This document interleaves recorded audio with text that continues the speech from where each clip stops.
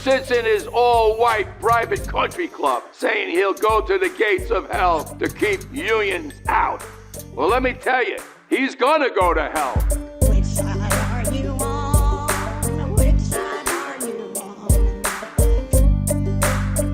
on? So, South Carolina governor, just a reminder, just to kind of bring you back up to speed, because it's kind of a, it can be a situation where it's really difficult to follow what's going on.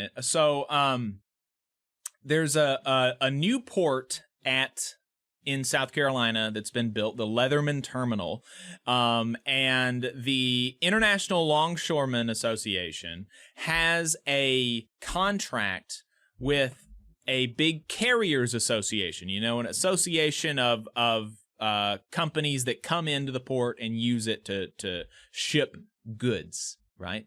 So they've got this contract, and within the contract it says that at any new ports, all of the labor would be done by ILA members. Okay, so that seems to me to be a pretty clear contract language.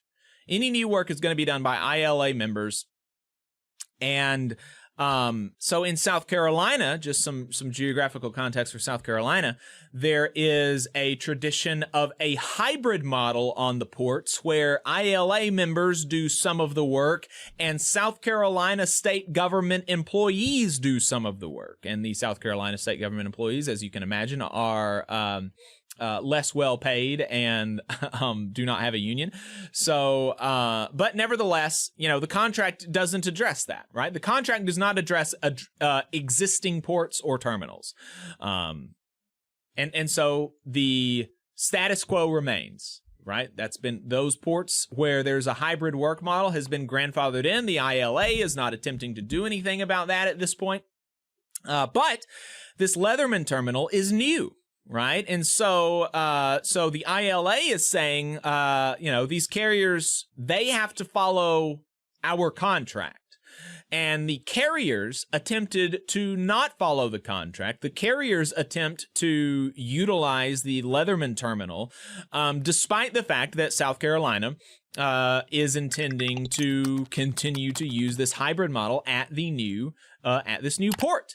And so therefore, taking jobs from ILA members, jobs that had been negotiated for and jobs that had been guaranteed to them in this contract with the carriers. And so the ILA sued the carriers. The ILA has not sued South Carolina or any of their departments. The ILA sued the carriers for breach of contract, for not enforcing the contract. And South Carolina has sued the ILA, saying that this is a secondary boycott because this boycott is an attempt to, direct South Carolina's employment practices rather than the carriers. And, there's a certain argument there where by virtue of the contract, the carriers would encourage South Carolina to not hire these people and to allow the ILA to do everything. But ultimately, there is no pressure on the South Carolina government by the ILA. All that the ILA is saying is like, look, the carriers, if you can't follow our contract at this new port, then you can't use this new port. And so the ILA is suing the carriers for $300 million. South Carolina is really upset about this. They really don't like, the law. They really don't like following they really don't like following the law or law and order or anything like that when it benefits working people. And so they're trying to get this contract language that the carriers agreed to overturned at the Supreme Court. And so that's where the situation is right now. The Supreme Court has taken up the case, and that is not good. The Supreme Court is bad. And so there you go. That's the situation reminder. And here is a small clip of what McMaster said in his latest State of the State address. It seems that no business or employee in South Carolina is safe from the disingenuous campaigns and destructive impacts of union infiltration. No one should bargain their prosperity under threats of union boycotts or coercive pressure campaigns.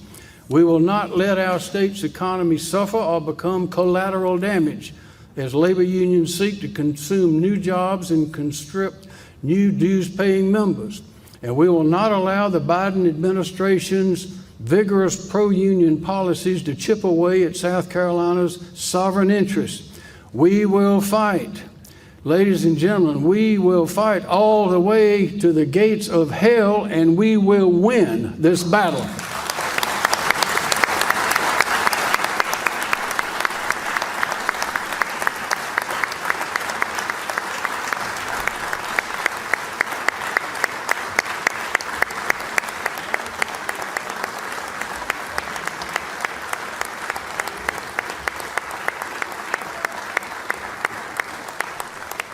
Thank you.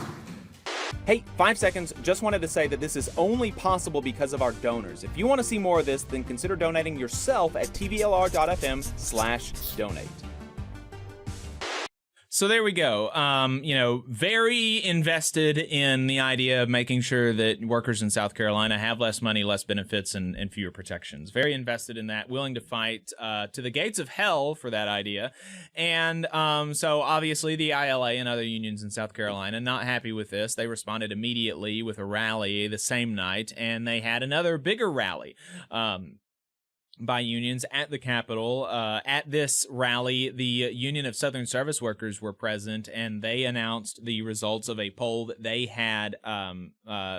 had commissioned that showed that 66% of South Carolinians approve of unions, 81% of black voters in South Carolina approve of unions, 73% of Gen Z, 87% of voters of color, 93% of South Carolina voters approve of workers coming together to fight for better conditions, right? So when you take away, do you approve of unions? That already has a very high approval rating among South Carolinians. But when you take away the union, the word union, and you just describe what it does, because people have been negatively polarized against unions for whatever reason. Because the elite and the bosses and all of this, they have media and they pay for media that disparages unions and purposely attempts to negatively polarize workers against unions. And so when you take away that aspect of negative polarization and you just ask them about ask them about what unions do, even more overwhelmingly, South Carolinians approve of this. 93% of South Carolinians approve of workers coming together to fight for better conditions. 75% of South Carolinians want a higher minimum wage. So really good poll there. Appreciate the Union of Southern Service Workers commissioning that and making the results public. They're doing good work, and also, yes. Interestingly enough, I don't think that can be chalked up to infiltration. I just don't think that came from infiltration, but I don't know. Yes. Yep.